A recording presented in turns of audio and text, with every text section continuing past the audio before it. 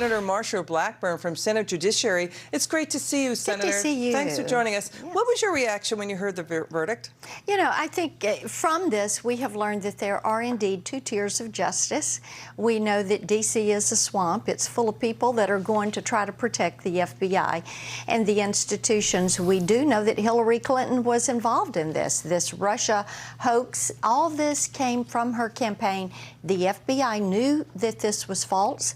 They wanted to take down Donald Trump so badly that they were willing to pay Christopher Steele $1 million if he could verify what he was getting, and they put Danchenko on the payroll and kept him there for a few years. And I think it is going to be interesting to see what Durham's next steps are, but what the American people are gaining from this is insight into exactly how corrupted You're hearing this from your voters in your district. Oh, yes. Yeah. And I'm talking to Tennesseans every single day.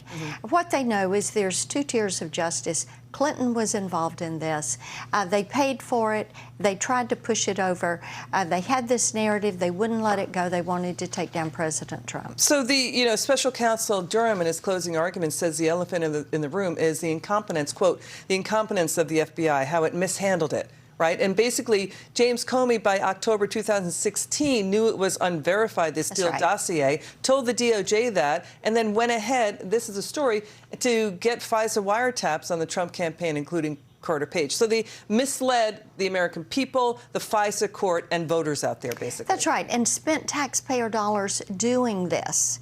And every time you write your check to the IRS, think about that. The FBI was willing to spend millions of dollars on what they knew was misleading information, and they were willing to pay an individual $1 million if they would say it was true and if they could substantiate that. And they were willing to put someone else on the payroll and keep them there.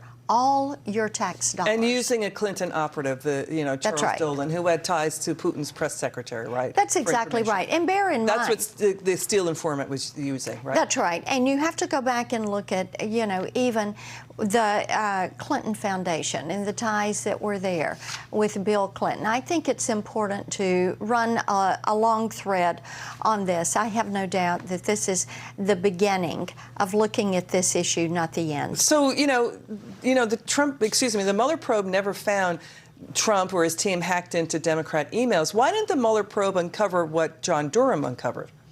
That is a good question, and I'm certain that as we continue to do oversight, as we take the House and the Senate, and you see Ron Johnson and Senator Grassley pick up some of this, you're going to see more of it. So, Senator, let's move on to this. GOP House lawmakers are sending preservation notices to White House Chief of Staff Ron Klain, Education Secretary Miguel Cardona, and also DHS Secretary Mayorkas.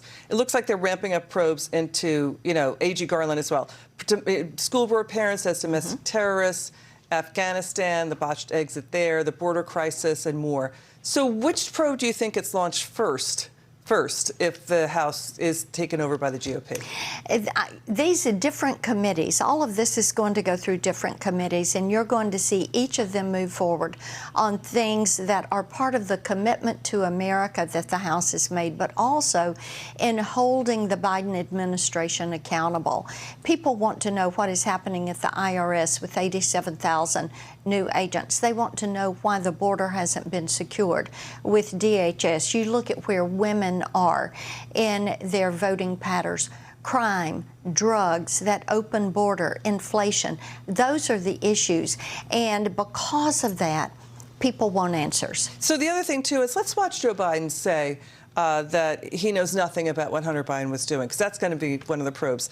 You're going to see him tell Hunter he's, quote, in the clear after a New York Times expose on the Biden family's deal-making with China. And then you're going to see Tony Bobolinsky weigh in on all of this. Let's watch this.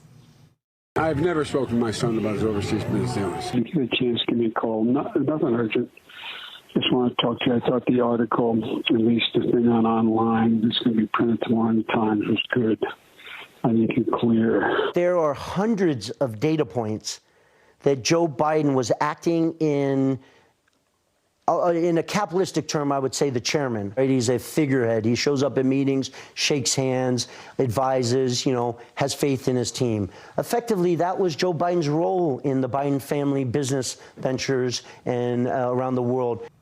Senator, let's just take a second on what Bob Alinsky just said. So then Vice President Biden was at the same time in his White House job as vice president, acting like a chairman emeritus of the Biden family business. So Biden is cashing in on his job as vice president. I mean, let's think about this.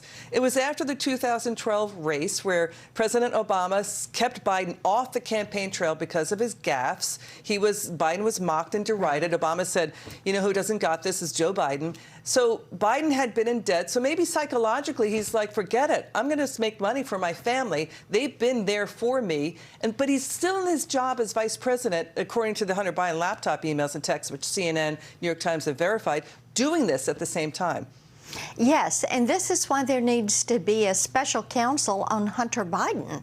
And it is why you've got lawmakers saying to people, preserve your documents, because we are going to investigate this.